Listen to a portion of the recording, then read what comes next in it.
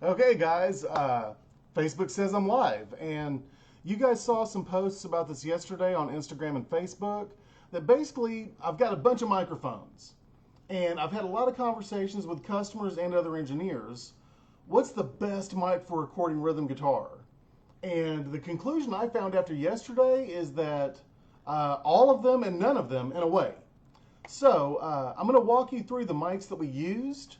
I'll take you through a quick little picture tour here. So obviously we're going to start with the expensive mic, the Neumann U87. That's going to be pretty obvious, right? U87, fair enough. Now there's some mics that you always talk about using. SM57 by Shure. That's always going to be in the conversation, right? Now that mic has a couple of very closely priced competitors. Well, this isn't remotely close in price. The Neumann's 3,000, the Shure SM57 is about 100. This guy here, the SM7B, is often used for vocals, but also guitars. That's about 400. Let's see who else we got here. Around 100 bucks, we got a Sennheiser E906. That's pretty popular on guitars. Around 400, we have a AKG C214. Yeah, I mean, it's a large diaphragm. So we've got two classes of microphones that we're discussing here. We've got our dynamic mics, which are everything but the two condensers I'm using. They're large diaphragm condensers. The AKG is a large diaphragm condenser, and the Neumann U87. So we've got our large diaphragm condensers in a class, and we've got dynamic mics in a class. So I've got one more dynamic mic, and also we're taking a line-in signal of just pure clean guitar, and then we're putting a virtual amp on it. And we've got a couple of virtual amps we'll try that I'll show you just for fun. But the last of the dynamic mics in the shootout, that's going to be the blue Encore 100i. So as I close these windows, we'll cover dynamic mic, 100 bucks.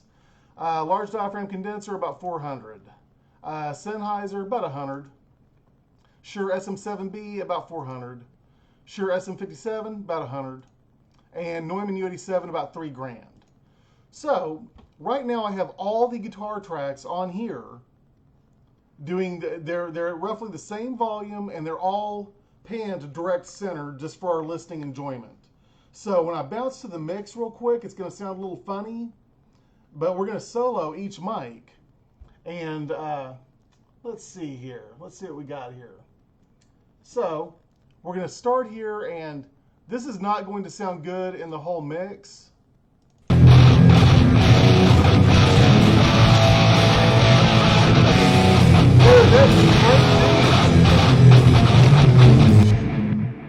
Okay, let's just isolate the mics, and then we're going to put this together within a mix just for fun. And I'll show you that I actually, when I said that the correct answer was all the mics and none of them, I'm actually doing a mix of 3 things. Now, remember, for this test, I'll show you one more setup. So on this particular song, Onward Towards the Sun by Gibson Cemetery, I had 4 separate rhythm guitar performances. And it sounded a little muddy. So the thing is, so I took one performance with 4 different signals, and I'll show you what we used. We'll call this the left side. So we see the Splawn, we see the vintage 30s, we've got a Neumann U87, we got a Shure SM57, we got a Sennheiser 906, and then we've got a line out that's just clean and pure, nothing but from the guitar. And we'll show you what a clean and pure, just guitar sounds like, and then we'll put a virtual amp on it. So that was left side performance. It's all the same performance, but with 4 different types of signal. And so I'll show you the right side performance, so to speak. We went ahead and did the other large diaphragm condenser, and then we did the blue mic, and then we did the Shure SM7B. And like I said, any of these mics would be good. You can EQ them when you get done, and I'll show you what I do in a mix. But we're going to go through and step through the mics, and also in the description, I have where you can go to my Dropbox folder and take every one of those files and listen to them and do whatever you want with them. And you can tell that they've all got their own special character, but what I liked was that when I mixed them, I got something really good and magical. Now, I want to mention that all of these were done direct centered on axis, and what that means, you're going to get the brightest signal, and we can make it darker, and I'll show you how to do that. But also a way you can make a signal darker through miking technique is move it a little bit off center, or you can even remove it off axis, one way or the other. And I mean, when you play with the mic with the headphones on while someone's playing, when you move the microphone, it gets like a wow, wow. So you can get the tone you want just from miking technique. You don't have to EQ. But a lot of my customers, I mean, they're paying by the hour. They're kind of in a hurry. I tend to do the textbook thing and then get it right. But I mean, if a customer's really got time to experiment and get it perfect, then I mean, definitely do a little bit of sweeping and do a little bit of tweaking and just get it right with miking technique is going to be a better result than fixing it in the mix. But a lot of customers don't want to watch you jerk off for half an hour on miking a speaker, you know. So I've got a way that I can do really fast that will make the customer happy on speed and production. And so this is kind of what I do. So we'll solo the U87, and this is on a dirty rhythm guitar. And we'll just step through these mics and then we'll put them in a mix. Fair enough? Let me check here and see if we got 2 viewers. Woo! I mean, other people will watch later, and that's fine. So let's just start here with the dirty guitars, and we're going to isolate the U87. And this is set up volume-wise to be...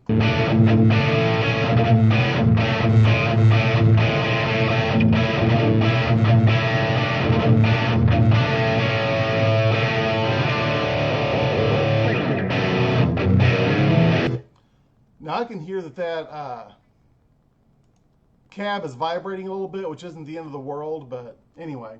And you won't hear it in the mix, but I hear it isolated. But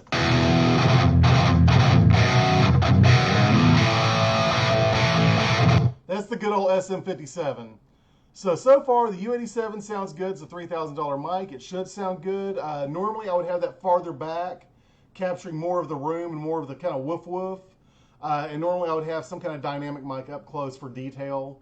But like I said, I wanted all these to be as close of a test as I could possibly make. So we've heard the U87. Now let's hear the SM57.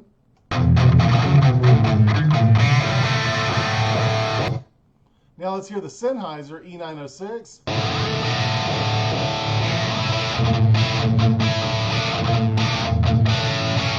Like I said, they could all be used. Now let me do this line in for you. And what's going to be cute about this, let's show you what you're getting before you ever put a virtual amp on it.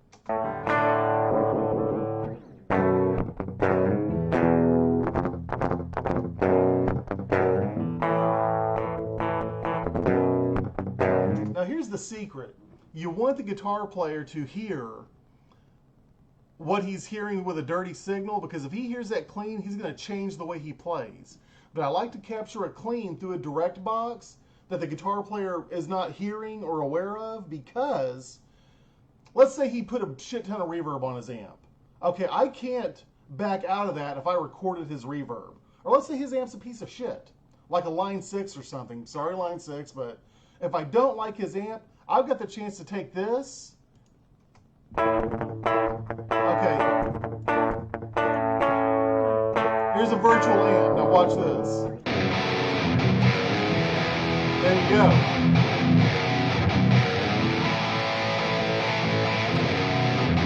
So I can edit that and do whatever I want to it after the fact. So let's go ahead and step through the rest of the test here. And I've got another virtual amp I played with for this test, but here's the AKG, another large diaphragm condenser. See, I wanted a large diaphragm condenser on the left and on the right. And how I would really do this at work, I mean, if I had a customer breathing down my neck saying, hey, Jim, get this done, I would have my favorite dynamic up close. And, you know, and based on what I'm hearing here, I would probably move it over to the side a little bit, make it a little darker. And then I would have a large diaphragm condenser backed off at least a 3-to-1 ratio, but really more, because I want more of the air moving. So I'd probably have that farther back. And then I would have that line in. So like I said, if I had a customer breathing down my neck, it would be a dynamic, a large diaphragm condenser, and then a line in. And then I could make a decision or use none or all. And when I put this in the mix at the end of all this, you'll see what we get, and it's pretty fun. Because we'll put the compressors back on, and typically I EQ at a subgroup level. So there's the AKG.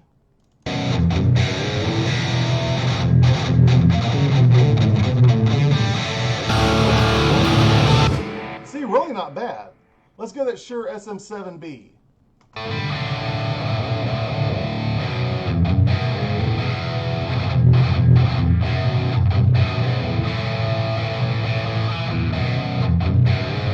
And I'm telling you, with the that's probably my favorite because it's kind of darker.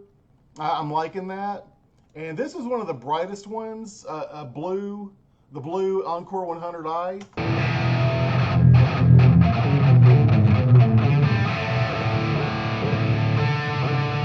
And like I said, they all sound good.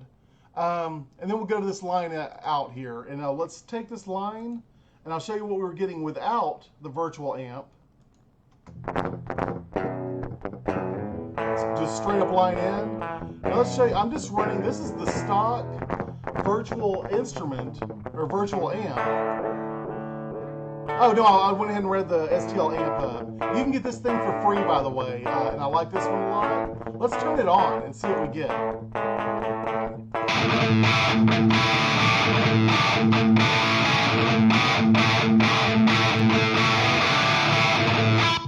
Okay. So like I said, you can download all these files from the Dropbox link I put in the description of the video. So let's drop this into a mix now, and I mean, because I want you to hear the mics individually. Now let's have some fun. So we're going to start with the U87. We're going to make all these guys left side guitars, right? And then we'll make all of the right side, fair enough. And we're going to put all the volumes back where they should be, for one thing. So yeah, all these guys, see, in the way I mix, I tend to keep it at 0 dB on the fader, and then I tend to adjust the inputs and keep them right between -24 and -12. So I'm really managing the mix at a subgroup level for the most part. So rhythm guitars here, let's put our inserts back in. Now we got a compressor saying, hey, everybody chill out. We're going to give you a little bit of compression. And you can tell on rhythm guitars, they're already compressed. See how they look nice and fat and like little fat little worms? But if you go look at drums, they look very spiky. You know, there's a lot of dynamics. So since guitars are fat little worms, you don't need a lot of compression. So I'm only doing a little bit of compression at a 2-to-1 ratio. If I'm wanting to be hardcore and heavy-handed, I'll do a 4-to-1 ratio. So we've got this pulled into the mix now, and let's see what we get.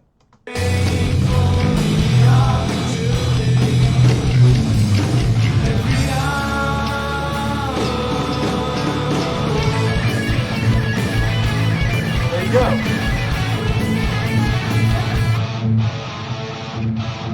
Now see how they're all playing together?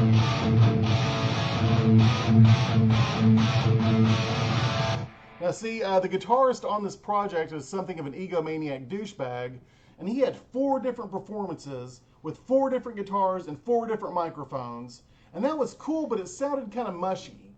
So I like capturing multiple signals from one performance for the left side and multiple signals for one performance on the right side. And I'll tell you what I came up with ultimately on these guitars. Basically, I'm going to kill the 906, which was the brightest thing out of that left side performance, and I'm going to kill the blue 100i, which was the brightest thing. So we get this.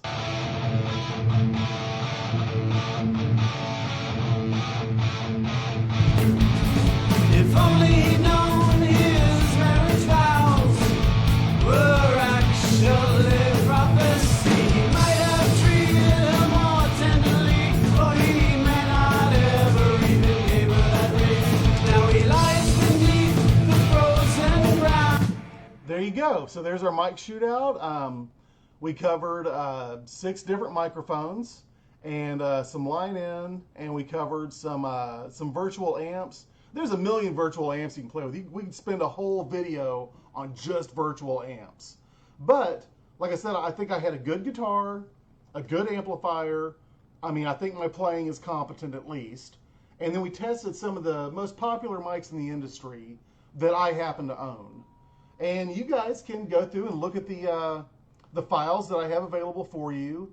And I will ultimately bounce a mix of this. Let's bounce a mix of this song right now and put it in the folder. So let's go ahead and bounce song, export mix down, and we'll call this full mix. Let's put it in the folder with our mic shootout. Fair enough? It's going to be in the Dropbox folder, mic shootout that you will have access to. And we're going to call this full mix. Fair enough? Onward towards the sun.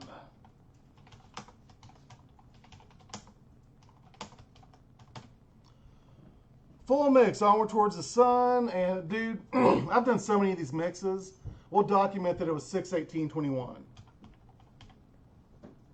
Okay, that all seems reasonable.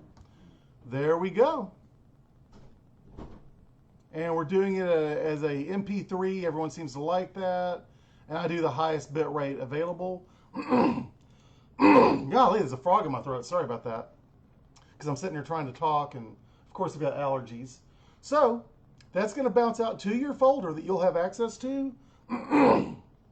And you'll have all the individual mic files, and you'll have a full mix of this song. I mean, if you don't like this song, I don't know what to tell you, but like I said, you will have the individual files to check out. And I did hear the cabinet vibrating, particularly on that Neumann U87, seemed to pick up that yeah.